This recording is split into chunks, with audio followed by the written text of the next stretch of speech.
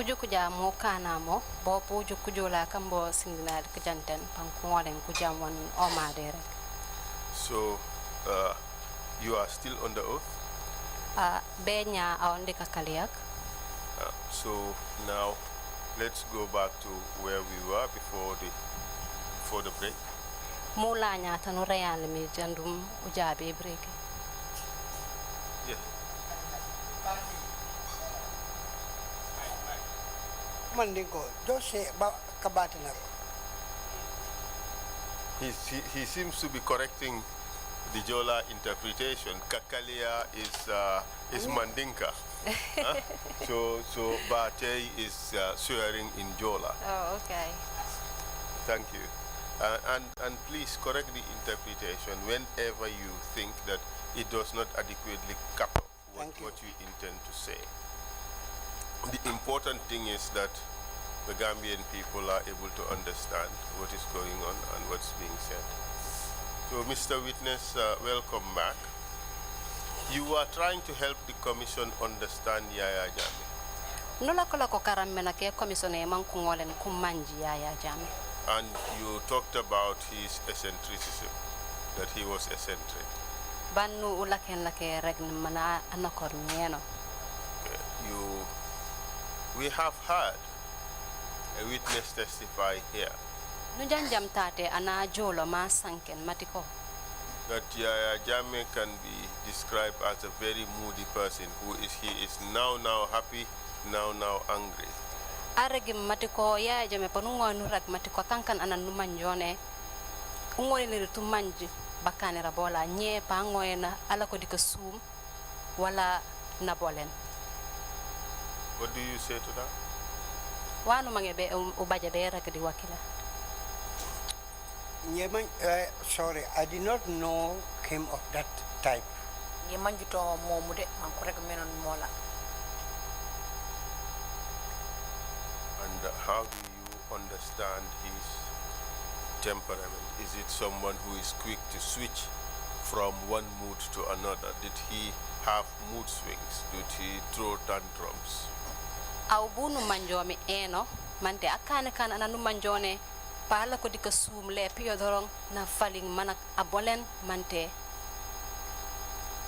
Yaya has different moods. Jammeh kuel sinamode. Because if he is in a bad mood, Anja jat omni mateni. he doesn't care who is facing him or not. Mustaf manji ayalakom ajongom dio. What he intends to tell you, he will tell you in your face. No sanna mangi berege be regitori bula wol. But if you give him 5 minutes, he's down.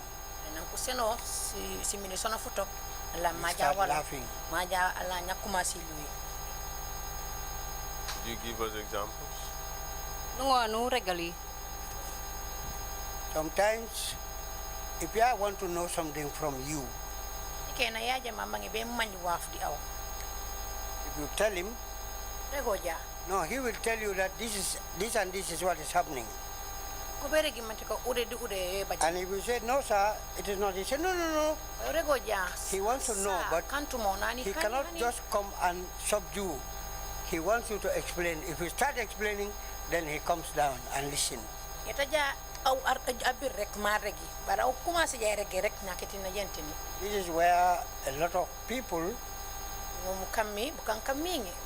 do not understand him. But for me, Ku manjoto ya jame bari you inji. start shouting, I'll say, if you listen to me, Kuma se jay I will kawe. explain my own story. Then you Look, sit you and relax go. and say, okay, go ahead. Mira ko rek utunte nja pujam manjet mirege. Bari If nya I kontine ja explain, you say on the tunte whole- ko bi upara ja. On the whole, you are a big fool, but what you said is right.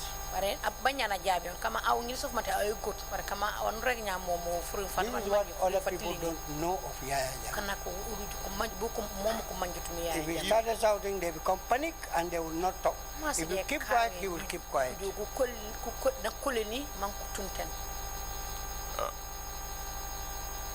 Even though you are his senior, he would also insult you. Hani men kami au urungodi burokap beja au kama ni fana la di burokap beja pa pembe de au. Yes, that is when he is in the office. not in the house. Yo malegen yo kanya omdo di office wala bare lady sinde de. And could you describe the kind of insults he would heap on people? Man te ngonu regali ujela o fasonge wana jele mo kana ko bang. Sometimes if he asks me a question, I said, I don't know, I'll find out. You are a big fool. Why can't you, why don't you know this? Things, you know, you cannot call it an insult. He just want to provoke you.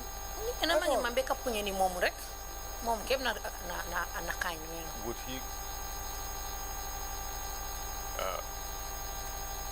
Yes, I've been reminded about the translation, the interpretation. Perhaps maybe let's take that again. You were explaining that sometimes he would ask you something and you wouldn't know, and then he would call you a fool. Could we have that interpretation?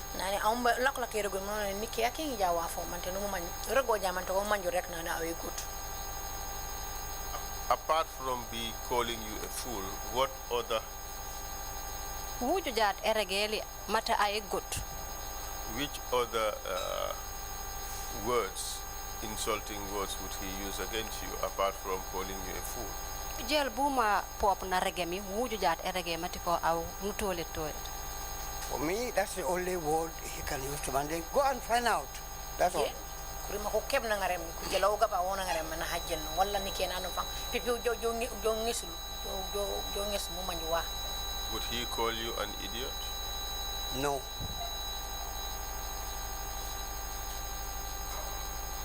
Ani. The interpretation for my question, would he call you an idiot? Nane mante parege au tole. No. Well, idiot. It's not exactly tole. It's a higher form of tole. Yeah, honestly, I don't really know how to describe the word idiot. Okay. All right. Let's move on. Maybe tole would capture it. Yeah, somehow. Would he insult you like, say, get the F out of my office, things like that? Nane mante pa jeli ka jel kanu manjone panku kuring tanajo mberge ni upurtate kom ka jel ka jongone de ka jel inyaya bang. No. Have you ever had him address people in that manner? Mante musu jamma jele ake di ka jele ka kiliya. Not to my knowledge. Your colleagues, are they happy with the way he treated them? Nane mante ko pali ko sumi suman ajemi de ko bang. Which colleague, if I may ask? Your colleagues in general. Ko pali kanjiro kemi. I wouldn't know. Mr. Kujabrbi, since we started the Jola interpretation, you have retrenched and got into a hole and refused to answer questions. Mr. Kujabrbi bi nanu commencé mi kakanna sorade ku Jola kankanne mante nula lan bolum ko jatit man. Are you afraid of something? I am not afraid of anything. Yes. What I do know is if things happen in my presence, I will say please be more forthcoming. Remember, you are on the oath. Yes.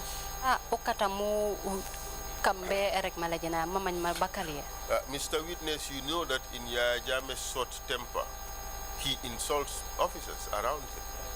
Mr. Kujabrbi man yaje me di footballina fo la manatariam ka bolena ajelen jelen. That is a fact. I can even insult his bodyguards in my presence, but not me personally. No. And what insults would he normally give them? He would insult their mothers. He would. Ujel buna jele manta jele jel sinyaya mante buna jele big fools, you don't know anything. But insulting mother is not your character. Between me and God, I have never witnessed where he was insulting anybody's mother. But he will insult you, belittle you until you reduce yourself. But not the parents. No. But he would often bully the staff around him. Bare pa arregi ko kurim kanu manjone kane kan kurim katima jakati anaulet sumo. Yes, that's true. He wanted all of them to worship him. Namange mankana kutu manko kobo ne nemite. Yes. Yo malegen. He was to be a demigod. Kang akang kan fangela ne no emit. Well, what I know is he wants to be big, but a demigod, maybe, I don't know, but he wants to be, look as a big man. That's what I know. He wanted to be seen as the superior. Namange mamankana kujukumatiko o amfatiara o arunge. That's true. Answer after the interpretation. Okay, sorry. Nane au be kajabi nan olu sankene. What is your answer? Did he wish to be seen by all as a superior? Nane wami furi mafia mante na mama mankana kutu kujukumatiko o arungume. Yes. Yo malegen. He wanted everybody, all those who worked for him or for the government, to dance to his tune. Namange mang kana kanuma njone koko body buroko di o di karokum government ni tu manko kan wan o aragme wana mangmi. Not only the government, but everybody who is in this country want that person to dance to his tune. Not only the government. Would you describe him as a dictator? Nane mante pujuk pungwa nurek mate kankan ananima njone amange mamang furi mafola afujun. Yes. Sometimes when the responses or the interpretation come almost simultaneously, you cannot we lose something. I'm sure the listeners. I'm very sorry then. But also, all of us have to observe that discipline, you, myself, and the interpreters. I'll ask the question again. Would you consider him a dictator? Mante au nujukojuk mat kankan ananuma njone amange mamang furi mafola afujun. Yes. Okay. The A is such that it's difficult for... Anyway, I hope it is understood. Why do you say he was a dictator? Waka munureg mati kankan ananuma njone amange mamang furi mafola afujun. Well, once you give an order, he must make sure that that order is implemented. Without consulting anybody. Senja frima amange mam frima fanka fana semi manku fukan han an letangon nak akingi hani anfa amange mam fukan mana sem for meno. You want to give us examples? Mante be regoli taman serebang mankane meno. Well, to me, he was not doing it commercial, but if you look at other people, he will say, I want you to do this, and it is done. Yeah, can it mo di njede baro jike jabo kana kako o regi matiko jikam mani reg meno. Was he concerned whether what he wanted was legal or illegal? Mante butuma bobo bobang wana mangwi be kane mante wa fa numa njone ribo di luwai wala ribo di luwai. Well, to some people, somebody like me, I will say it is illegal, but for him, he saw it that it is okay for him. So kanya anakana ningi pene jor di luwai de bare kom o kaya jikere de wakoni mi dit mante jo di luwai mante jor. And when it came to preserving his government, as far as you know, to what extent would he go to preserve himself in power? Jawlo jadi e guteti man sakunda yola. Buna jem eno bungol tebe eno buna ngona lu eno mon ajuk matiko nagugut man sakunda yola. Just as I said earlier, Yaya was not looking the government as a democratically elected government. He was seeing it as a personal property. Manire gumirong belum ke Yaya musta jiket matiko man sakunda yati an democracy an kono ko balebe en carte ya je mona jikimi Gambia ne Gambia yola o fon ya kile.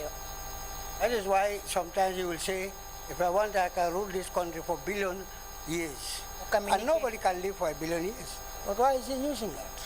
Mokaminikia ala ko japanane sumunja pini la ko dimanse ay dire Gambia mante simir sono billion ban anetangon na baj bolwe mante be billion years baro rega mo. Apart from that, can you give us other examples would make you think that he saw this country as his personal property? Wujda di yakile mante ngo nurugali wake wanu manjone kanka masof matiko o wakile esuke banna ngongan arrung simita sa sumon. Well, to me, Yaya is, because of his military background, he's seeing things the way he feels.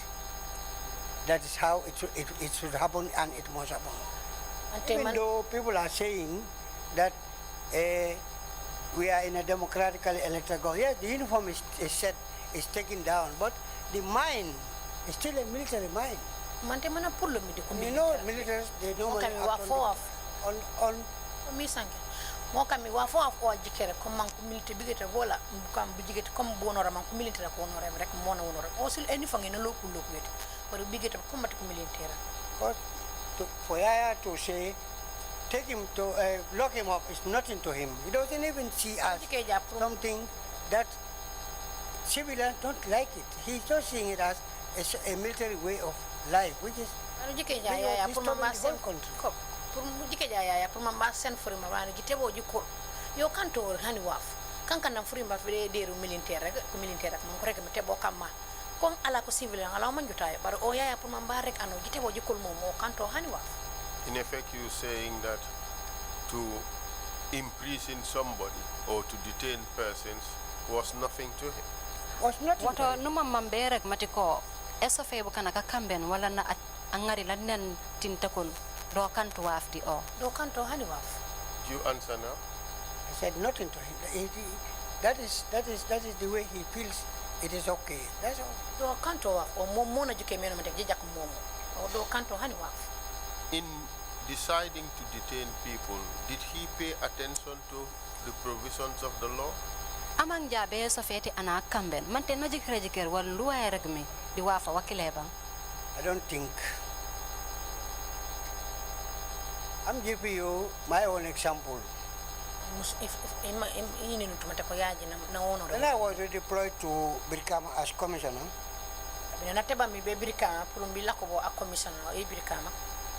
one fateful Tuesday evening, when I closed work, I was resting. NIA and military officers came to my house. Said they've come for me. Took me to the NIA. Then DG Deba Marena told me that they have an information that I am castigating the president's name in West Coast. I said to him, I will not ask you where you get the source from because you are operating on a need-to-know basis. I will not bother you on that. But I want to know what I said, where I said it, and when.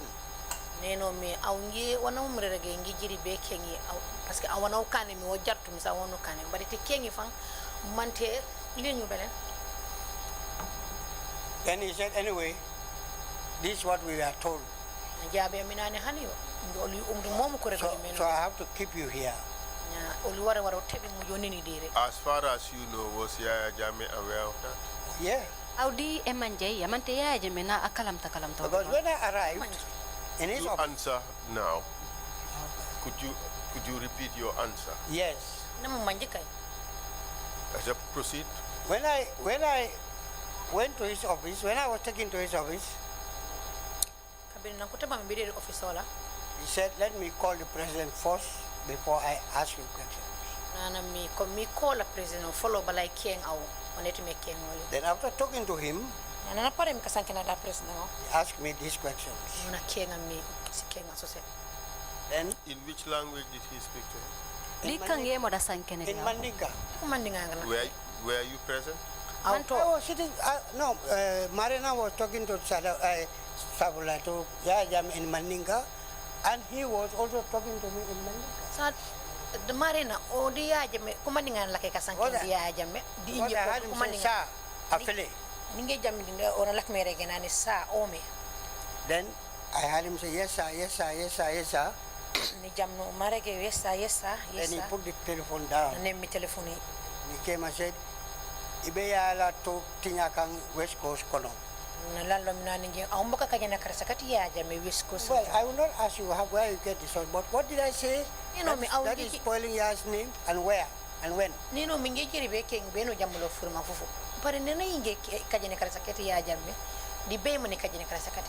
know, but we will keep you here. Do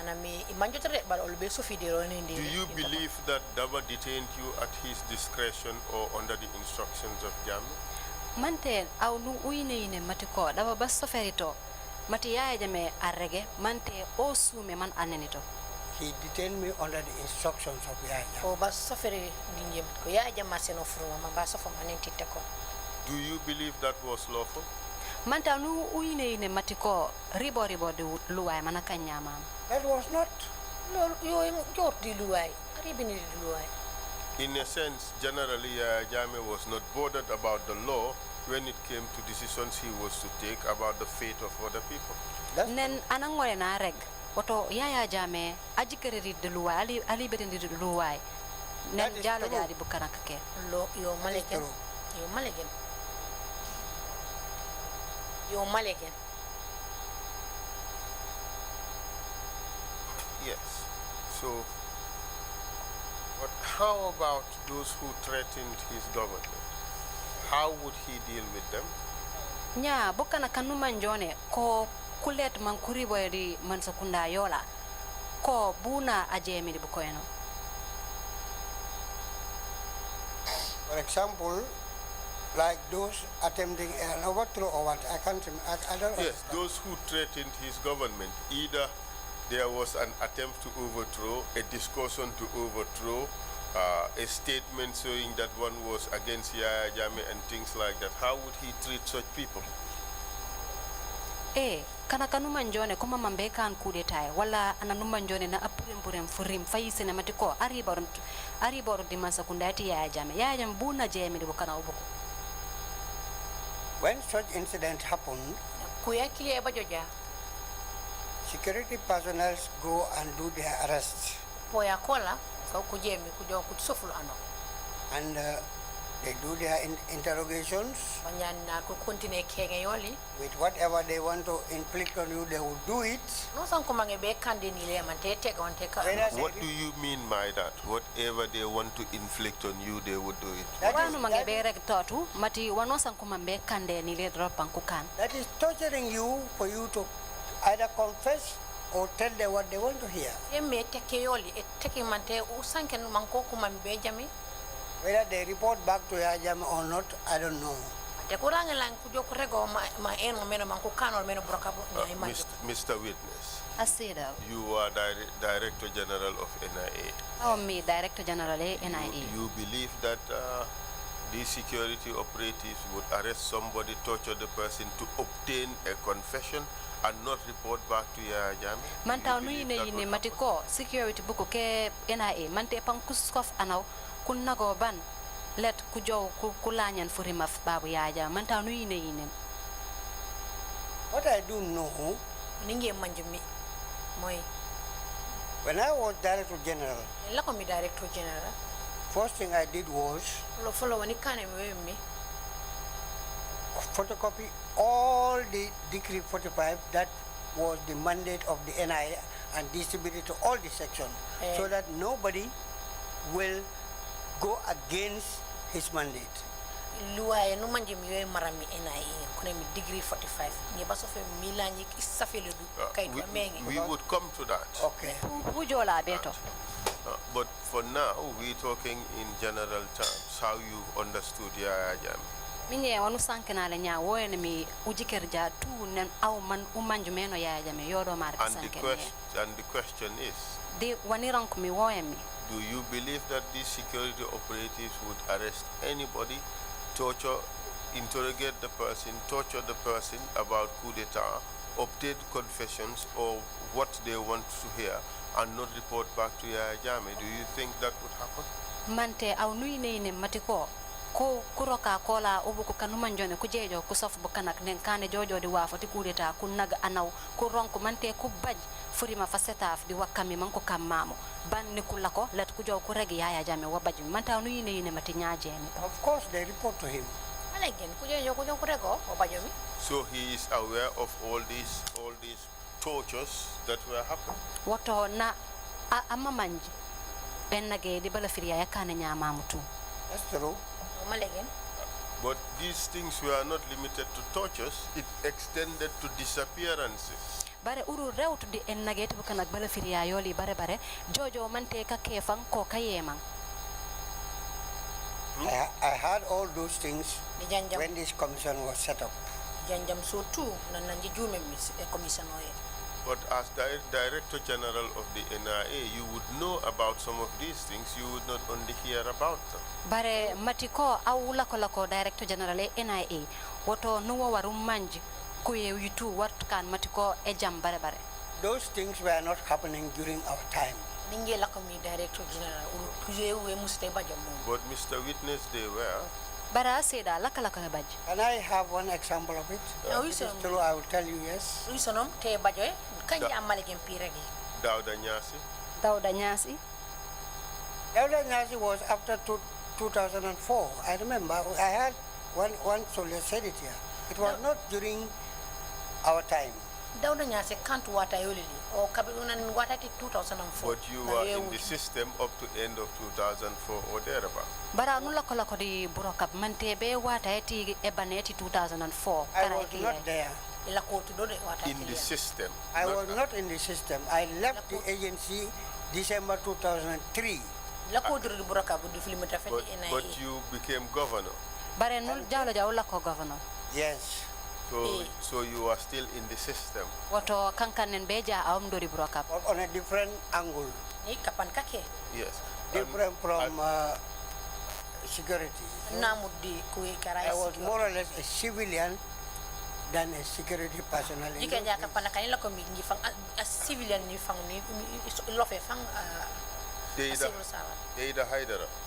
Deida Haidara case, I was not even in the system. December 2003? December 2003. December 2004. Okay. Yes. 2004. I was terminated in May 2004. Ye broka mom ko ka kisoron broka 2004 May 2004. All right. The UDP supporters? Yeah, the Kuwait UDP ku supporter calling. And the PPP supporters? The ku supporter KPPP. I was working in the system, but I was never part of any operation pertaining to that. So talk and talk do in the broke up, but I must not do boko mambiko kam broke up clear. You see, at this time you had the ear of the president, didn't you? Yes. Yeah, what are you joke? What are you to talk mu ulakoido de broke up at Mansapin? In fact, you are liaison officer between State House and the NIA. Ban kankan aula komitutare State House the NIA. And that puts you in a position where you would have knowledge of these operations that were taking place at the behest of Yaya Jammeh, for the benefit of Yaya Jammeh. Bam broka bakle bu kankan brok banu mangi tanu lakomi. Fokure kungol nu manju wa fa nu manjone wo wonde kabajak di upana ogaba di pop wam di epurle bab Yaya Jammeh. That time I was a junior officer under Sambaba, the late DG. Watakilia inga officer sekun di temarati Sambaba. But even though you were a junior officer, but hani man kam mi fang au baba kakamenge kamanje kurungirung di buruka. You had direct access to Yaya Jammeh. But no baje mbaj burung banu manjo no juke juke Yaya Jammeh. True? True. Malegen. And you had his ear. You can talk to him about the issues that threatened his security. Ban no ujukore jukorde o wata nungo no sankendi o wafa no manjone u jowtu di karamben ke mansakunda yola. I always speak to Yaya Jammeh on matters that concerns me, but if it is something that has to do with the Director General, I don't interfere. Atakili ya inje ya jamu juku jami sankene ya jamu to kuyanu manjemi di kapana kumbu bare kuyanu manjemi di director jana bonje haja ben sankene di ya jamu de. But this in fact concerned Yaya Jammeh himself. Here was a group of Gambians protesting against his government. Bara urro jongen toni Yaya Jammeh fango katung bajem ku guru fu jojo fati ku Gambian kanu manjone kula ko kaito beka kati ken man sakundati Yaya Jammeh. Yes. And you are aware that Yaya Jammeh did not treat that with any degree of leniency, did he? Banno mama matiko tinyi Yaya Jammeh ban amanguten be engarendo di wa fasone. I will tell you that Yaya was also informed by our Director General that a group of people are about to stage a demonstration and march to the American Embassy. Piragi matiko Yaya opop baregero Director General olla warego matiko boji bukan kanum kuma ko jume kono wejo be kan ende balambea bejo man be ko jodu komnoli man to kuring kapana ke Westfield. How did Yaya react to that? Yaya Jammeh ro buka no eno buna akameno. Then he said, Nane investigate and find out. Ani jinges manji manji. That day, Mr. Witness, didn't he say round them up and lock them up? No. Aseda mante arego to jisofi tu manji kambeni. But what I understood is when Sambaba mobilized his own operatives at night, they are all assembled at the agency.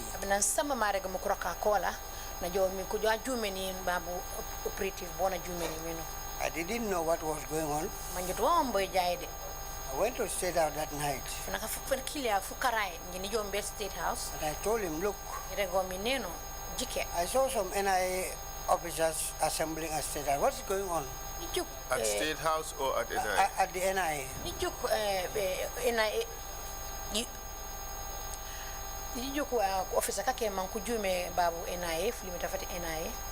And he said, are you not aware? I said, no. He said, your DG told me that there are some people who want to demonstrate against my government. And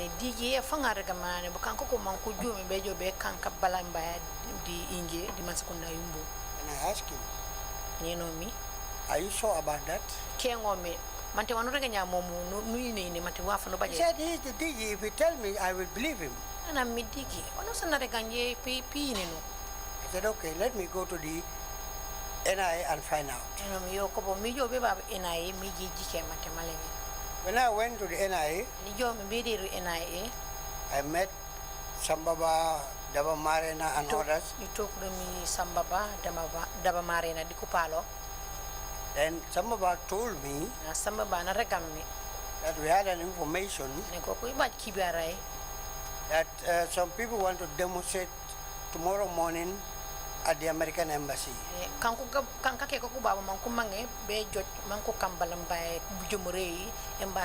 And they have mobilized people all the way from Tobase. I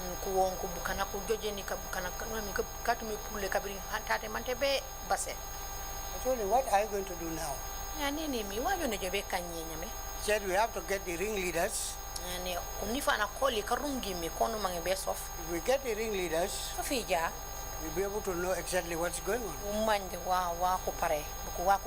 told him, anyway, I'm going, since I'm not part of the operatives, I'm going home. He said, no, you can stay and witness. I said, no, I'm not going to stay. While we were talking, Marina entered his office and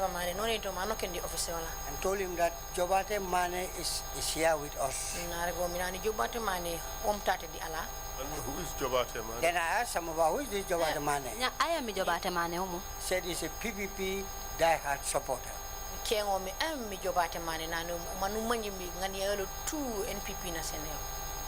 I told him, well, Are you people here for PPP supporters? Hello. Did you say NPP? PPP, I'm sorry. PPP supporters. PPP supporters. People's Progressive Party. And I said, anyway, tomorrow morning I will come. And I went home. Nobody called me. In the morning, when I went to the office, Mbaba told me that with the help of some July 22nd boys, we are able to apprehend all the ringleaders.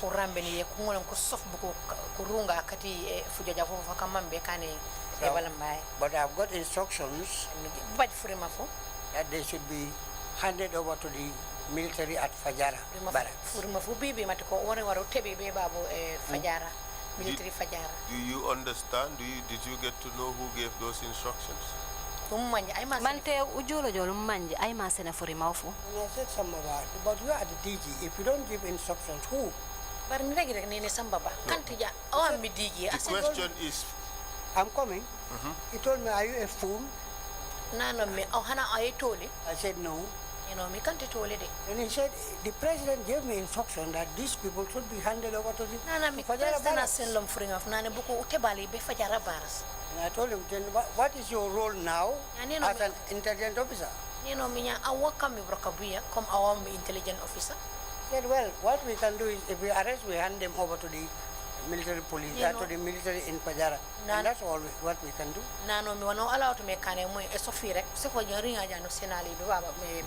But some were interrogated first at the NIA premises before they were handed over. That was at night. That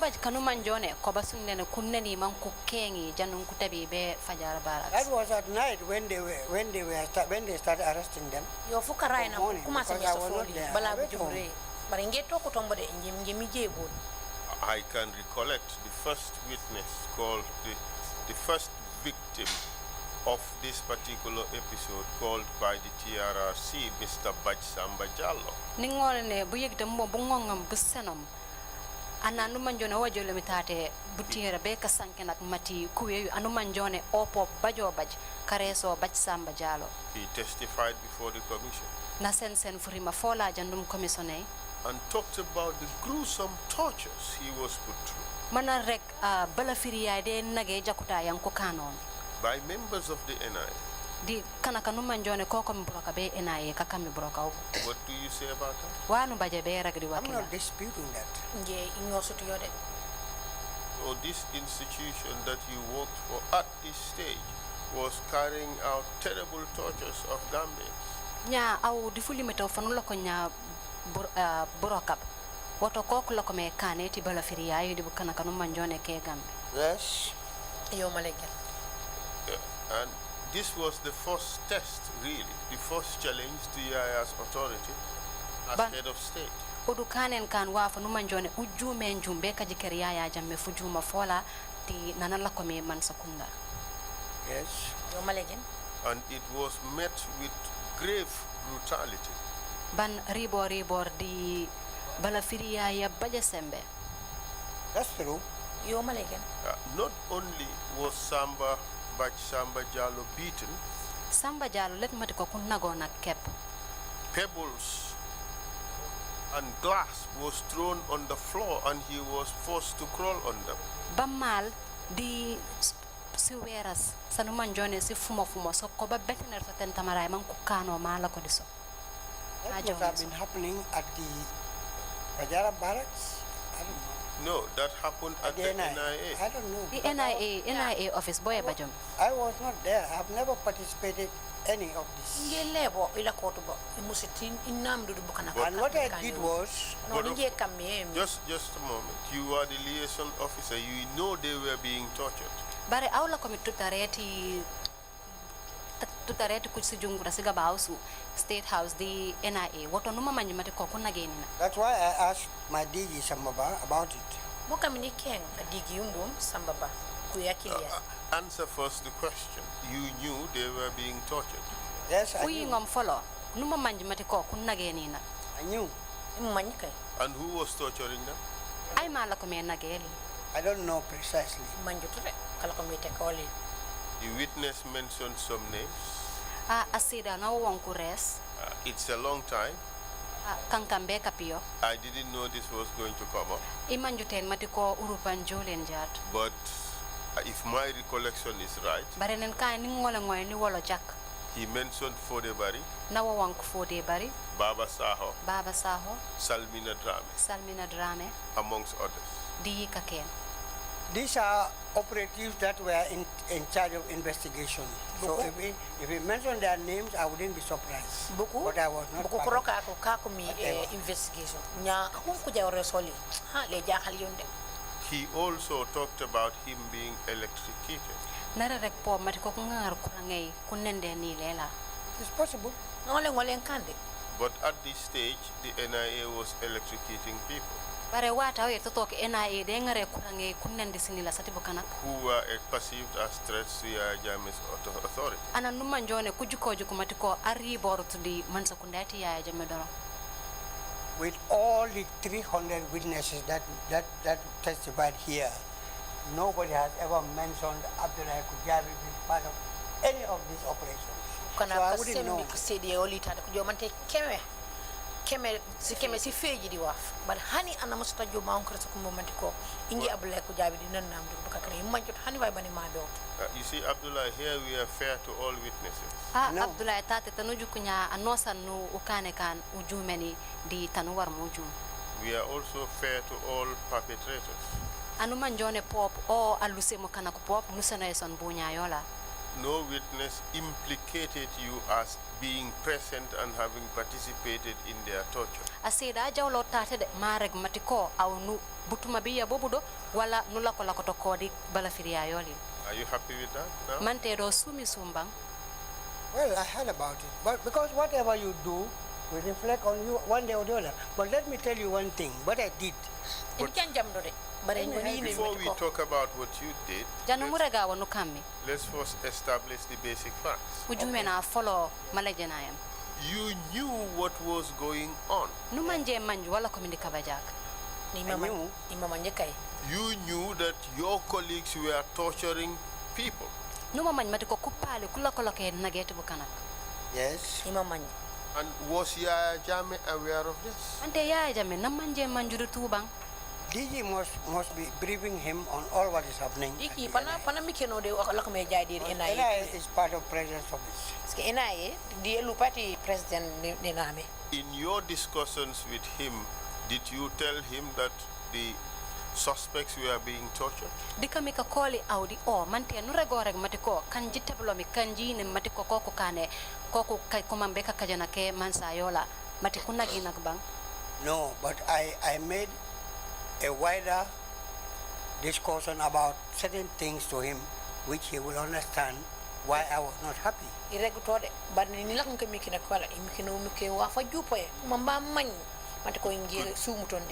you expand on that? Could you explain? July 22nd movement.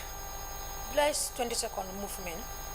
I saw it as a hostile group. And it was Yaya's baby. But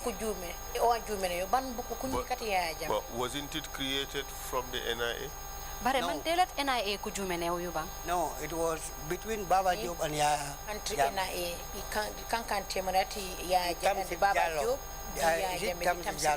The late Tamsir Jallo. Wasn't it bred and nurtured by the NIA? No. Mante can't NIA koko jumenoyo. If I explain to you, you will understand. You would explain. Okay. But wasn't funding to July 22nd movement or Green Youth for channels through the NIA? Bare mante wafa no manjono kom sigures wala ba wonu manjono wala kom ka juma na ke groupe yo me jum mante le NIA jewo me bang. Green Youths and the July 22nd movement are two different organizations. Green Youth, the July 22nd movement. We know that. We know that. That's why we gave you those two options. No mamanjiek. July 22nd movement, Green Youths were somewhat funded through the NIA clandestinely.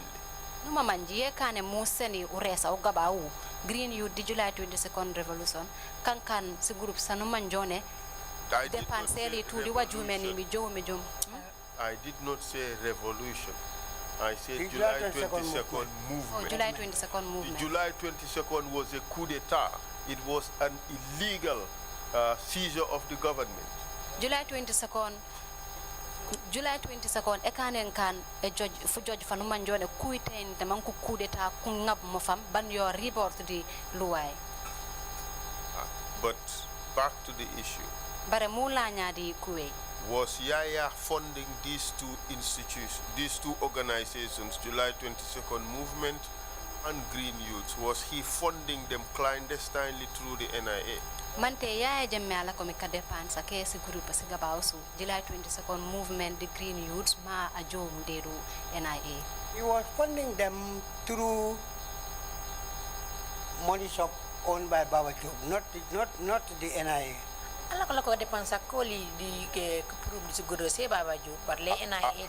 Are you sure that the NIA was not used also to fund the Green Youths? Mante set matiko ko ngarute NIA be ka dépense kati e groupe yo.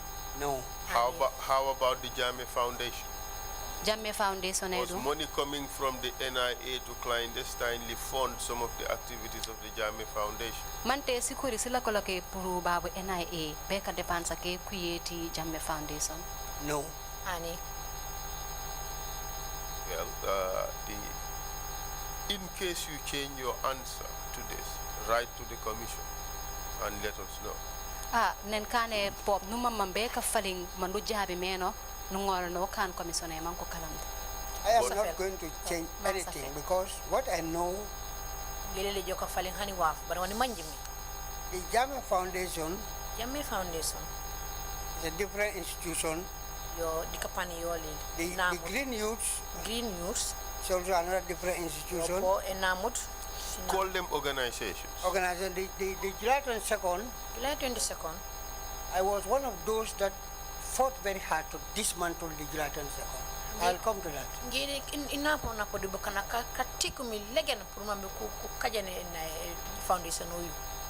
No NIA money went to those organizations. As far as I know, no money because but remember that in fact to carry out this operation of arresting these PPP people, the NIA used the July 22nd. Bare mbuka to be yegiti. Please proceed. The July 22nd was funded by Baba Job. That's what I said. July 22nd, the Baba Job ni pullo. And I did not even have enough money for their operations, let alone funding beka dépense fanga foli sakantuma beka dépense organisations yake.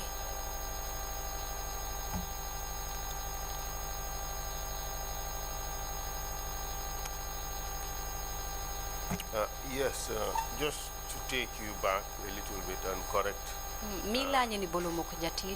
some of the information that I provided this from the top of my head. This was I think from the first week of hearings. I think Bachsamba Jallo included amongst those who tortured him. Mila ni bolom ko jati dikuyen la ko me regali mate nage uresa woni wonken mitade kan Bachsamba Jallo pop na Daba Marena Musa Kinte and Baba Sao. Di Baba Sao ko tu kunan nandu kan kunan. So I just needed to correct. Imange mambe be tabulen miju. That's true. Yo malegen. So you acknowledging that these people tortured Bachsamba Jallo? Nya auto no mamang uson song matiko kunana Bachsamba Jallo. That time Marena was in charge of counter espionage. Atakli Marena counter espionage. That is where a lot of things were happening. Just behind it's a building of its own, far from the reception. Ban yo bo kue tu bon lakame baje. Ban elupe ban officer it must have been tortured. Officer la di belenka beti en lake en mani me loy di tata reception. Ngolen baje bo. It was common knowledge that amongst the operatives at the time that these people were torturing the suspects who were arrested and brought there. Are kanka wafa numa njone kana kutuku mama nyimati ko kala komedi buroka anuma njone atabli ana numa njone ku teblo atabdi kapana ka kle doron fulimi tofu kunna gena gana kile. It is possible. No, Mr. Witness, you said you knew that this is what was going on. I said that no numa manjimati ko no uru lakalaka yebaj. Yes, that's what I said. So it's not only possible, it actually happened. Watolotone ngolne kan bare bajo. Okay. Okay. So you were telling us about the Green Youths. Sorry, the July 22nd movement. July 22nd movement. Proceed. What I did was, I invited Susan Wafa Ogu. Went to his office and I told her, look, this July 22nd, we are not in a transitional government now. This is a civilian government. And the July 22nd movement is a very hostile movement. We want to carry on with our politics. And Gambians to believe and believe in us. We have to dismantle this July 22nd movement. To who or to whom was July 22nd movement hostile to? July 22nd movement, the IMO etenyim. A lot of people, because sometimes when it comes to certain operations, they are used. July 22nd, by certain members of the intelligence service. Even after the transitional government. And I also, was Jame aware of this? Oh yes. Oh yes, I even invited Alaji Banta Kamara, the late Alaji Banta of Basse. And I told him to come, we sit and discuss over this issue. Then I told Alaji that I'm going to raise a topic with the president. And I want you and Susan to support me. And we went to Kanilai. After discussions on certain things, and I raised the topic. With who? With Yaya Jammeh. Just a moment. Before you tell us what was discussed with Yaya Jammeh, can you tell us what was being done with the July 22nd movement which you did not like? July 27th movement Some boys were sent to Libya to train whatever, I don't know. When they came, July 22nd movement I was on a tour. They met us in Basse. And they started talking that they came to take over the security of the president.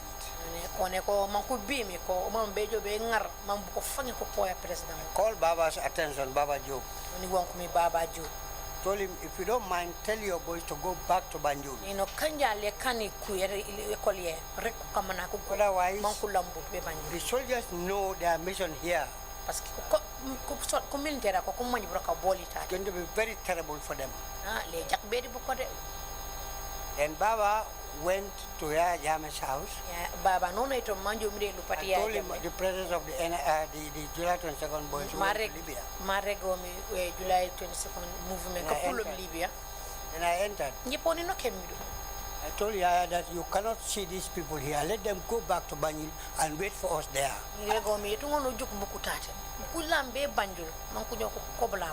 Yeah, I told Baba, you heard what Abdoulie said? He said yes.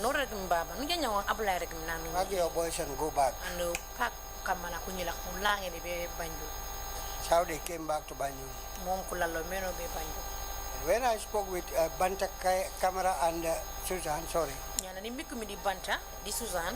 You must have had a reason for wanting to speak to Banta and Susan. bare baba wakane manu mangen be kam mikdi bantali Susan.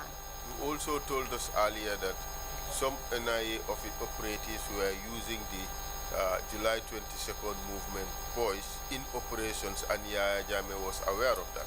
Banure goni bolumuko matiko July 22nd revolution baba I did not say July revolution. 22nd movement. July 22nd movement baba ko kamane ko li kanu manjone NIA ku ngare ni ngar man ko la koy kan buroka boli ban yaaji me na manje man. That was the demonstration I was telling you about. Yeah, the Kenya come in the Balambaya, Mboko Kulakumekani. So they participated in the arrest. They participated, yes. Was that lawful? It was not. That's why I had to. I had to fight for it to be banned. In fact, the July 22nd movement people were flexing their muscles around town like they are some established authority. Ojike jafang July 22nd movement na yoboku kula ke jode suke man sumi meno ne mante ko fang ko ko buri buroka be mansa. That's true. Maleken. They were beating people. Lakala ke nage bokanak. That's true. Yo Maleken. And those who they thought were against Yaya Jammeh were constantly threatened. Bankan kustof mi batu kuri bontuni Yaya Jammeh kula kela ko mankura gi kuri makukule ni. That's true. Yo Maleken.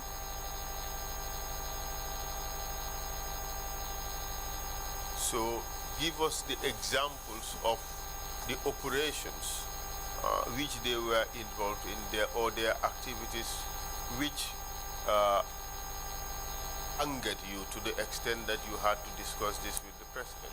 Oto nyao uregoli fasonge wankula kome kane wakami mante awri mu mangen be kasanke nak da president. I was personally threatened by Mood Soma Job when I met him in Soma. But he didn't know who I was. At the GPTC garage.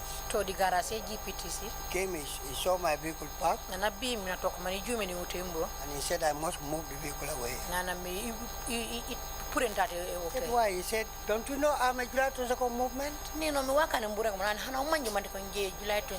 Sorry, what is July 22nd movement? Are you an authority? We nearly had a fight there. How did he respond? Buna jabi He said if I did not move the vehicle, he will call the boys to apprehend me. He said, now I will wait for those boys. Somebody who knew me told him, this is Abdoulie Kujabrbi. Babies, rock clean as hell, so I pull in ladies. Way up into the maximum. I can speak this. Up in the maximum security cell, I'm gripping.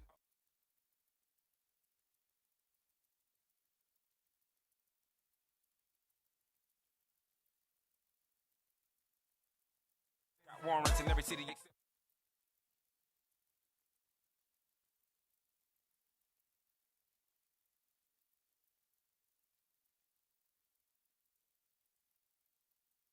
Riding dirty.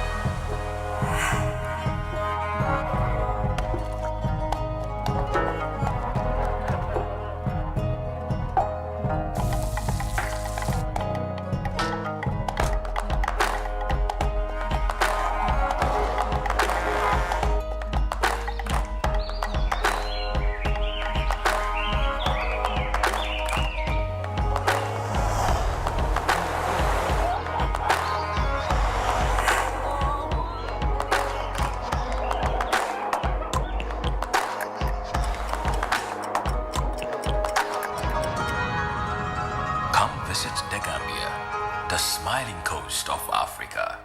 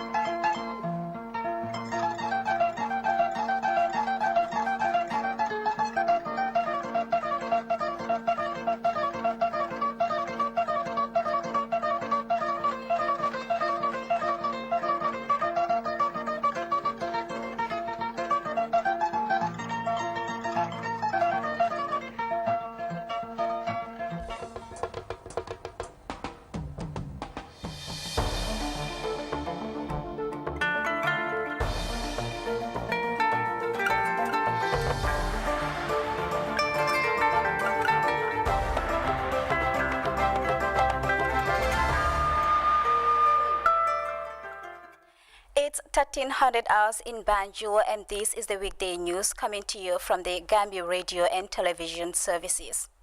In the headlines, President Barrow presides over the grand launching of the National People's Party at the Independence Stadium in Bakau, with tens of thousands of supporters in attendance. Expanding the judiciary arm of government, President Barrow presides over the opening of the 2021 legal year, highlighting his government's stance on the independence of the judiciary. The fourth edition of Kujabrbi Cultural Festival has ended with a spectacular display of culture and tradition. In the internationals, the army in Myanmar has executed a coup d'etat, arresting the incumbent President Aung San Suu Kyi and senior members of her government.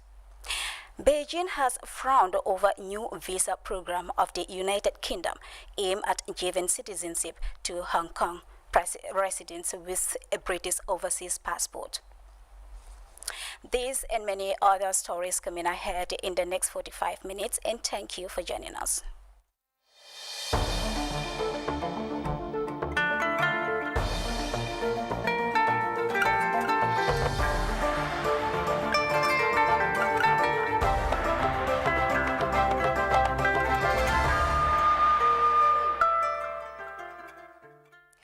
A warm welcome to GRT's Weekday News with me, Trrc.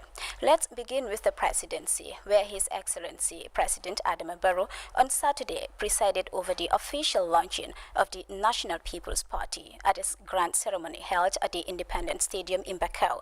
The historic event attracted thousands of party supporters across the country and beyond to mark what could be described as the biggest gathering of people in the history of the Gambia since coalition 2016, which brought together Gambian leader to power, as we hear in this report by Mamadou Jallo. This launching of the NPP is set to redraw the political landscape barely 10 months before the presidential election. The historic launching of the National People's Party was arguably the most anticipated event since its formation in 2019. Tens of thousands of people filled the Independence Stadium in Bakau in what could be described as the largest gathering of party supporters and militants.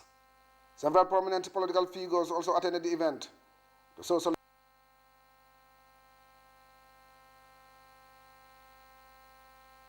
morning and climaxed with the president's arrival, escorted by thousands of people on foot and horseback through the Kairaba Avenue to the Independence Stadium.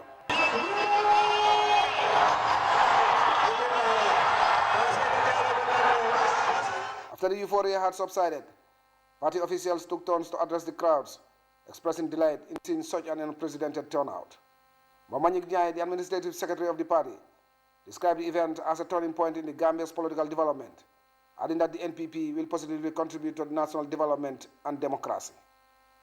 He said that the party has opened its doors to all Gambians, irrespective of their ethnic or religious backgrounds, as it is guided by the principles of integrity, respect, and freedom.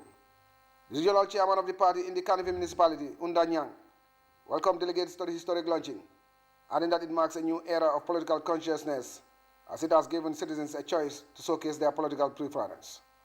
The National Women's Mobilizer Maimuna Balde described women as the backbone of the party, and therefore urged them to continue to empower President Barrow to ensure victory in the presidential election slated for December this year.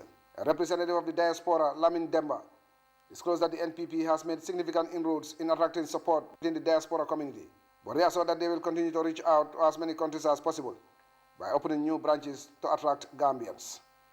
The national president of the party, Alhaji Dembo Bojang, who has positioned himself as a staunch supporter of President Barrow, said the Gambian leader has the right credentials, integrity, and charisma to lead the country, describing him as a true patriot and committed servant of the people. He therefore appealed to all Gambians to join the NPP, as it remains the only champion of democracy, good governance, and development. In his launching statement, President Barrow welcomed the formation of the NPP party as a true reflection of the will and aspirations of the Gambian people who entrusted him with their destiny. The president therefore reassured that he is up to the task and will deliver as expected. I have accepted to form this party, together with all of you, to provide a platform for us to collectively fight the social divisions, the political cracks, and institutional failures that have persistently undermined the peace, stability, progress, and development of our dear motherland. Be assured that this is a party devoted to creating, expanding, and sustaining space for popular participation in development as politically mature, democratic, patriotic, and economically independent citizens. President Barrow acknowledged the challenges that lie ahead, but argued that with the support and right attitude, the future looks bright, as his administration has already laid robust foundations for the socio-economic and political advancement of the country.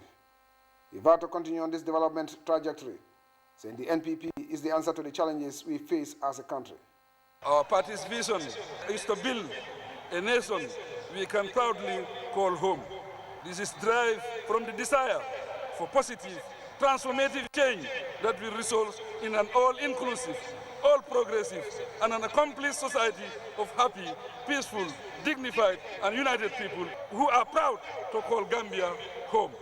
We believe in democracy for good governance, as it is defined by the law and approved by the people. We do not believe in any form of governance that contravenes the Gambia's shared ideals and values. Accordingly, we denounce and reject all forms of dictatorship and degrading treatment of human beings or communities. We believe that all are equal before the law, and all human beings have the same fundamental rights to life and good living. The Gambian leader outlined a comprehensive plan of action as contained in the party manifesto to address all areas of development, but laid emphasis on youth and women empowerment as priority areas that will receive significant attention. We believe that the youth should be meaningfully involved in discussions, and decision-making on youth matters intensify as part of the strategies to address youth unemployment, crime, illegal migration, drug abuse, and all the vices associated with this invaluable resource of the nation. The women of Gambia are part of the political and economic vanguard of the nation. They constitute a bigger percent of the Gambian population than their male compatriots and contribute very significantly towards nation building. The president therefore reached out to all Gambians to embrace the NPP party, describing it as a party of the masses. With barely a year since it was formed, the NPP has already broken new grounds by contesting and winning 2 by-elections in Nyamina and Jokadu. With the official launching of the NPP, the party leadership and its supporters are hopeful that this will give the party the leverage to galvanize Gambians to replicate the feat that President Barrow achieved 5 years ago when he swept the polls in a historic landslide. Modu Jallo, GRTS News. Mbayan Wolof, Kaya Nyanija and Kir Ali Jale are the latest communities to receive modern beekeeping materials from officials of the large-scale ecosystem-based adaptation project, EBA. Suma W. Jadama is with the environmental delegation and he sent in this report from Bakadaji Nyanija district. EBA project extended its eco-friendly beekeeping support to hard-to-reach communities battling climate change. On behalf of beneficiary communities, Alajiba of Kaya Nyanija and Jenaban Dao of Mbayan Wolof commended the benefactors for the timely intervention. This beekeeping is very important for society because it helps us more, especially the village development committee. Yeah, we are very appreciative of this EBA project. Them take this as a serious thing because it's an income generation. Let them keep it up and utilize the job as it is supposed to be.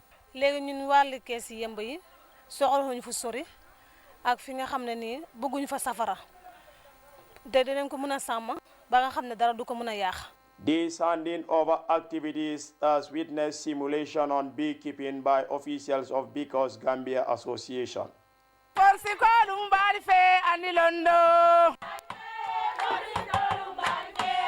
Suma W. Jadama reporting for GRTS.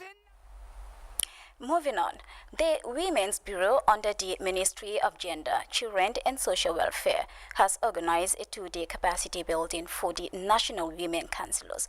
Bernadette Sane has more on the event held at the Regional Education Office in Janjanbureh at the Central River region. The UNICEF-supported training is expected to enhance the step-down training of women and communities they represent. The communication officer at the Women's Bureau, Nene Toure, reminded the lady councillors of their role in society. She urged women to advocate for positive change in society. The chairperson, National Women Council, Madam Aissatou Dié Sawane, said women councillors are selected by an act of parliament and should live up to expectations. Gender-based violence issues are on the increase and needs to be addressed. This, she added, was the reason the Women's Bureau organized this training for the women. At the end of the training, the lady councillors will be given a financial package to facilitate their trainings at community level. Lady Councillor Michelle Mendy of Nyomi in North Bank region explained how the training is going to help the advocacy work at community level. It's all about women. This is about how we are advocating women empowering and women in gender-based violence. We want to put a stop onto it. That's why we have this training, so that those who are not aware of it, they will know what is the impact in this FGM, early marriage, and rape. So those are the things that we train, and we want to go back to our people, sensitize them in this so that they can know it. Because some of them, they've been hearing about it, but they don't know the impact, they don't know what is behind it. So if you don't tell them what is there, you just tell them it's not good. You have to tell them and give them the reasons why they are not good. That's why we are so happy to be here with our people, so that when we go back, we'll see how best we can train them. This training will be followed up by a training of other women's groups.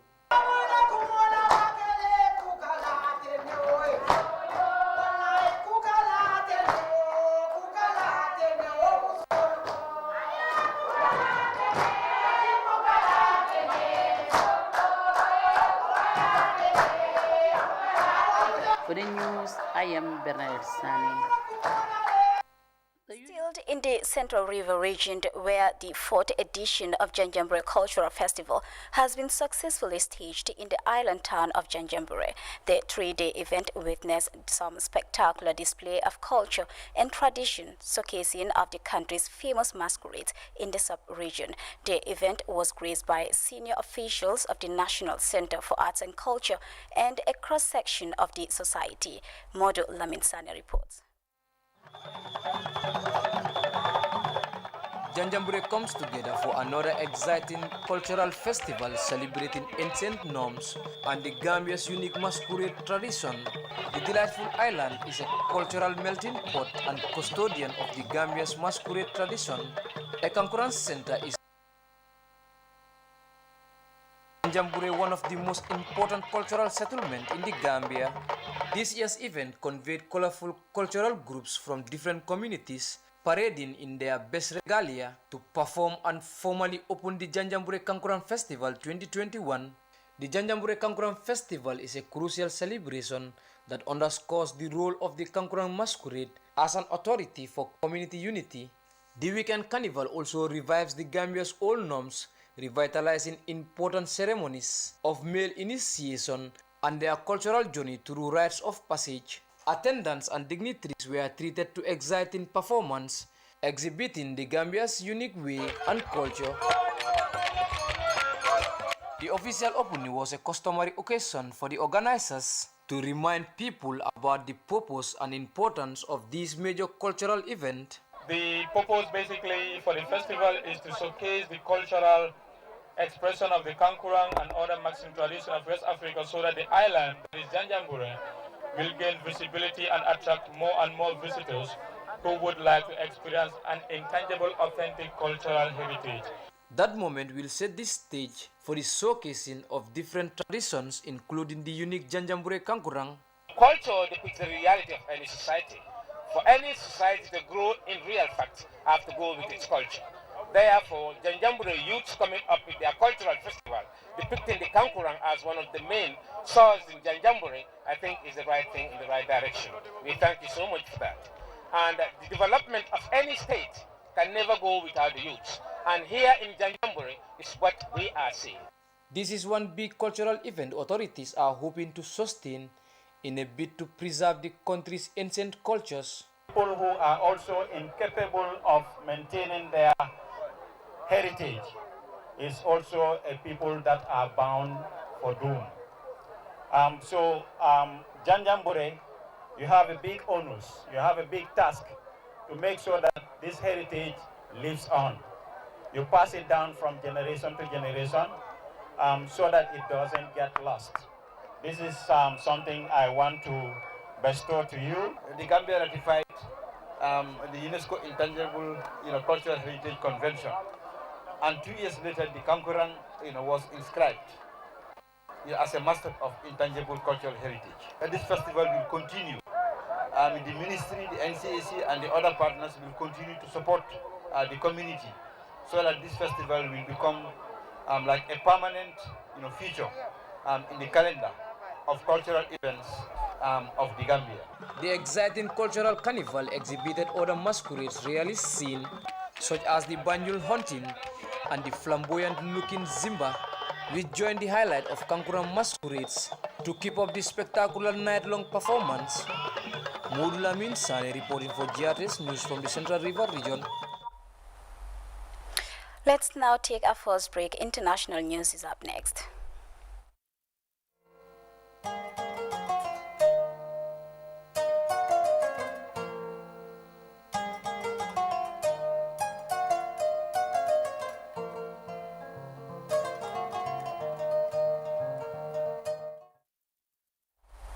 Welcome back to GRTS Weekday News. In the internationals, a coup d'etat in Myanmar. The army has taken over and declared a state of emergency, saying they will be in power for the next 12 months. On Sunday afternoon, the military have arrested Aung San Suu Kyi and members of her party. The move comes after months of tension between the military and the government over disputed elections, which the army said was fraudulent due to a narrow margin win by Aung San Suu Kyi's party. More in this France 24 report. After months of simmering tensions, Myanmar's army has carried out what many had feared, a military coup. A newsreader on a television channel owned by the military announced that the army was taking control of the country for 1 year. In order to scrutinize the voter lists and take action, the authority of the nation's lawmaking, governance and jurisdiction is handed over to the Commander-in-Chief, Min Aung Hlaing, according to the 2008 Constitution. Myanmar's ruling party says Aung San Suu Kyi was arrested in an early morning raid, along with other senior party figures. A significant move coming on the day that the parliament was supposed to meet for the first time since November's election. Since that vote, tensions have been rising between the country's civilian leaders and its powerful military. Army leaders claim that the election that Aung San Suu Kyi won in a landslide was fraudulent. Media reports say that telephone and internet lines have been cut in the capital, and state television was unable to broadcast. There have also been reports of soldiers on the streets of big cities. The US has already reacted, with Washington threatening a response if civilian leaders aren't released. Aung San Suu Kyi has led Myanmar for the last 5 years. She was once seen as a peace icon in the West. But her leadership has been tarnished by the brutal treatment of the country's Muslim Rohingya minority. After months of simmering tensions, Myanmar's army has Today marks the start of a new visa program in the United Kingdom aimed at people who lived in Hong Kong. Residents there who hold what is called a British overseas passport will be eligible to live in the UK with a fast-track citizenship. Move comes in the wake of a national security law imposed on the former British colony by China. More in this report. In Exeter, southwest England, Gavin Mock watches his possessions arrive from his former home in Hong Kong. He left the city 3 months ago seeking a new life, and he's encouraging his compatriots to do likewise. Don't miss the chance. This time, UK government have given us the best solution to escape. As of Sunday, many more will have the chance as the UK opens a special new visa program for Hong Kongers. Those who hold a British National Overseas or BNO passport, along with their immediate dependents, are now eligible for a 5-year UK residence permit with a fast track to citizenship. The plan launched in response to a sweeping national security law imposed on Hong Kong last July, as the mainland Chinese government cracks down on dissent in the wake of a massive pro-democracy protest movement. Beijing is furious at the UK's latest move and says it will no longer recognize the BNO passport, signaling potential further action against its holders. 此举严重侵犯中国主权，粗暴干涉香港事务和中国内政，严重违反国际法和国际关系基本准则。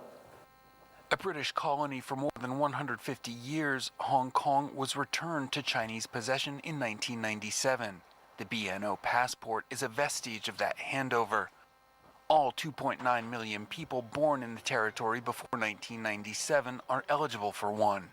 Applications have skyrocketed since the security law took effect, with some 733,000 current holders, though the UK expects only about 300,000 to apply for the new visa program over the next 5 years.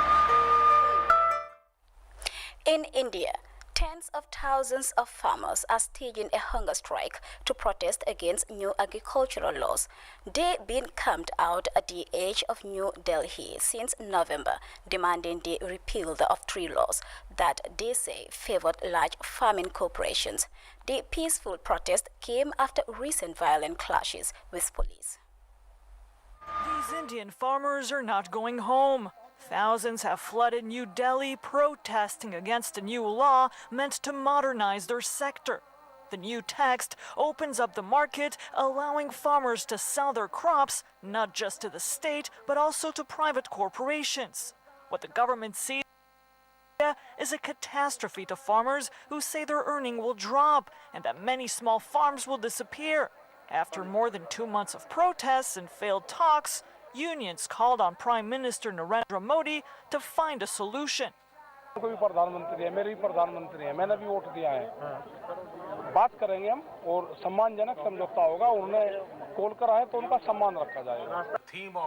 The Prime Minister, though, said on Sunday that the government will press on with its reform. Police were deployed around protest sites, and internet connections were shut down. Narendra Modi also criticized protesters for storming on Tuesday's Republic Day a national heritage site, the 4-century-old Red Fort. Delhi में 26 जनवरी को तिरंगा का अपमान देख देश बहुत दुखी भी हुआ. To show they're determined and peaceful, protesters went on a hunger strike on Saturday. Many hailed as their hero Mahatma Gandhi, the non-violent resistance icon, whose death anniversary was commemorated on Saturday. Let's now take a quick look at our top stories before we end this edition of the news. President Barrow presides over the grand launching of the National People's Party at the Independence Stadium in Bakau, with tens of thousands of supporters in attendance. Expanding the judiciary arm of the government, President Barrow presides over the opening of the 2021 legal year, highlighting his government's stance on the independence of the judiciary. The 4th edition of Janjanbureh Cultural Festival has ended with a spectacular display of culture and traditions. In the internationals, the army in Myanmar has executed a coup d'etat, arresting incumbent President Aung San Suu Kyi and senior members of her government. Beijing has frowned over the new visa program of the United Kingdom aimed at giving citizenship to Hong Kong residents with a British overseas passport. That was all in this edition of the Weekday News with me, Janke Ture, till we come your way at 2000 hours with more news by GRTS Fatu Janimbai. It's a bye from me and the rest of the news team.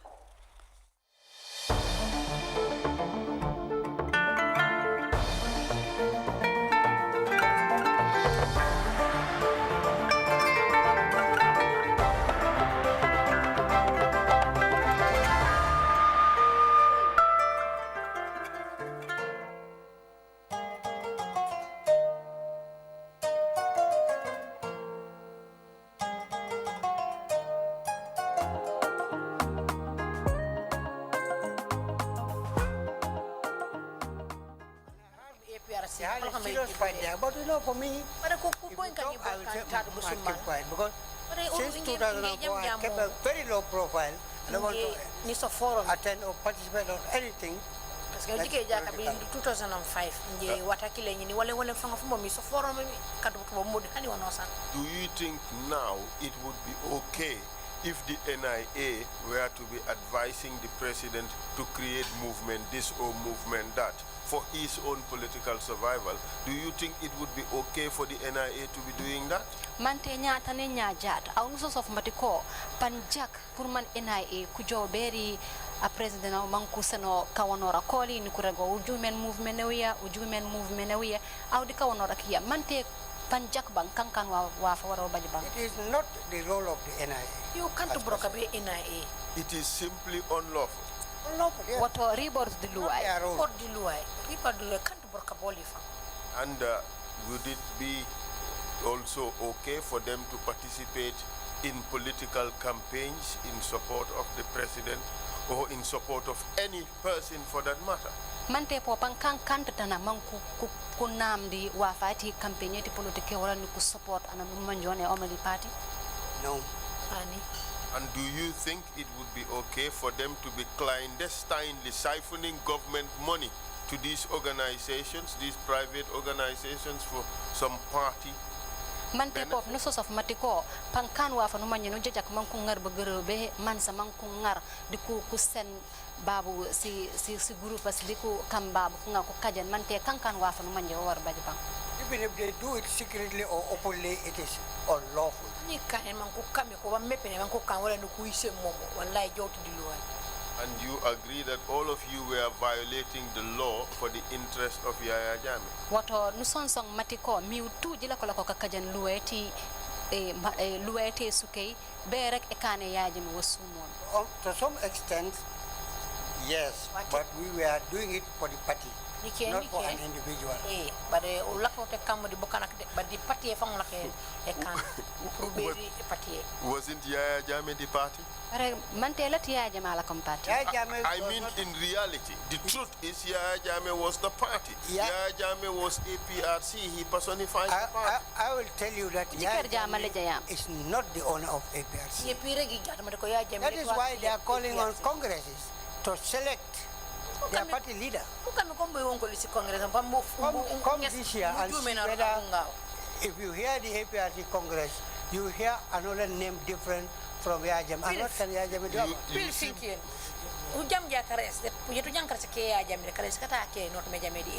You seem to have insider information. No, but I'm a Gambian. I move everywhere I like, and I get all the information I want to get. You are still green. No, I am not.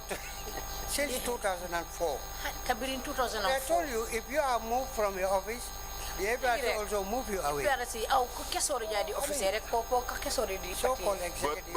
But let me just remind you, formally and officially, Yaya Jammeh is the supreme, I underline the word, supreme leader of the APRC. Bare komi langin bu yegiti mi I woleni matiko ujikerja di man fujuma fe APRC fujumeno Yaya Jammeh o waron gumide o mi fatiyara. And during his day as president, he was beyond supreme leader of the of the APRC. Bare hani be kula o ke kanu manjone. Hani be kula kanu manjone alet bude erungeti suke bare be jat to fatiyara the APRC. Yeah, was a party leader and a flag bearer. But when it comes to ownership, he doesn't own the APRC.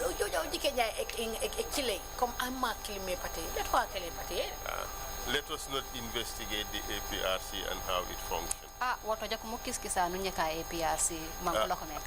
Lamin Wajuara in 1997. Lamin Wajuara, they emigrated in 1997. And the Birkama Imam. The Imam Birkama. They were attacked by Baba Job and the July 22nd movement, and they were taken to the NIA. Baba Job, the July 22nd movement. Sorry, to mile 2, I meant to say.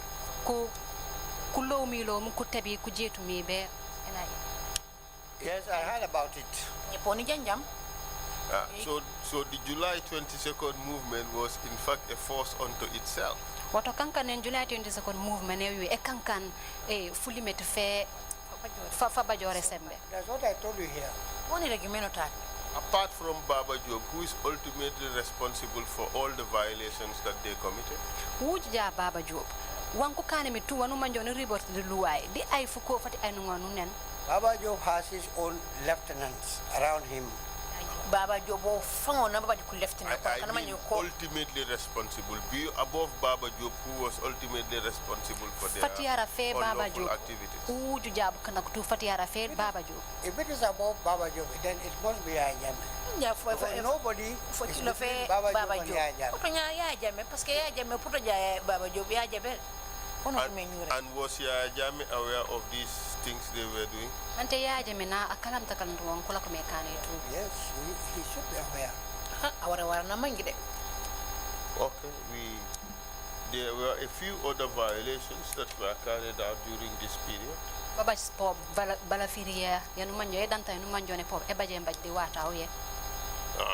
The APRC supporters were also, the UDP supporters were also arrested in Birkama.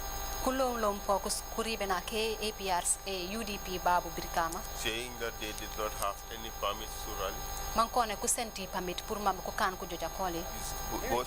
Those are the police in Birkama, but not to my knowledge. That was indeed a police activity. But they were taken to the NIA and tortured. What do you say about that? I don't know anything about that. You remember Sajo Kunjang? His name is new to me. How about Wasajani? I don't know this Wasajani. Okay. Perhaps we can take a break now, Mr. Chair, and then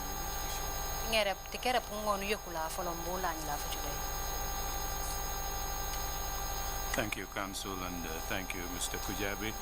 It is extraordinary that you assert that emphatically too that Jammeh does not and did not own APRC, but that he felt strongly, which I think you endorsed, he owned the Gambia. He didn't own APRC, but he owned the Gambia. Nane pankolini de kamna sanka none ya Jammeh akiltu APRC nane bare none ende banana rage rek mate ko Gambia o akile nane Just one clarification. Prior to the Kanilai meeting, where the three of you, that's you, Bante Kamara and Susan Wofu, met with the president, and that meeting, I think, led to the dismantling of the July 22nd movement. Council had asked them a question. The response, he put you on hold in abeyance until later on to come back to that. He asked them for the Basse meeting, I think you had with Bante Kamara and Susan Wofu. Council was asking. Kanilai meeting. No, before the Kanilai meeting, there was a meeting in Basse, wasn't it? No, I summoned Bante to come from Basse to have a meeting on that. Oh, I see. But anyway. It was not in Basse. Yeah, notwithstanding, the question by Council was very important. He asked them why you had to go to Bante and Susan. nane comme mon reg mi nanjira ko me jaay be juke ya Jammeh aw Susan li Banta nane nya kansu naki kento fore wa kane biji aw nujo mi riboko be babu ya Jammeh. Yaya has a lot of regard for Banta. Yeah, Susan baji bunye mak di Banta. So Susan as one of her cousins. Susan na jike na so force of Mante Kalino. And whatever Susan begged him, sometimes he do it. No san Susan allow or Niki Akanekan. And they were brought up in the same compound in Bokol Street. Ban el tintekon kurkulwe Bokol Street ban. Under Alphonse Tamba. Digi kanya nakati Alphonse Tamba. That's why I thought if I talk to Susan, if Susan support me, we'll be able to win this.